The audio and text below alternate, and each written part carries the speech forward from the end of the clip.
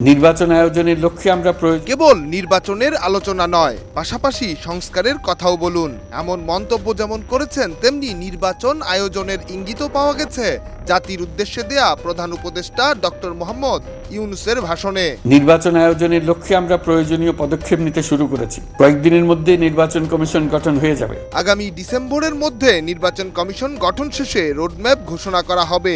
সেই সঙ্গে সংস্কার শেষে নির্বাচনের আয়োজনও করার প্রত্যয় ব্যক্ত করেছেন ডক্টর ইউনূস। তবে জনগণ চাইলে পূর্ণাঙ্গ সংস্কার শেষই হবে নির্বাচন, এমন মন্তব্যও করেছেন ডক্টর ইউনূস। তবে আমি আপনাদের কথা দিচ্ছি, আপনারা সুযোগ দিলে প্রয়োজনীয় কিছু অত্যাবশ্যকীয় সংস্কার কাজ শেষ করেই আমরা আপনাদের কাঙ্ক্ষিত নির্বাচন আয়োজন করব।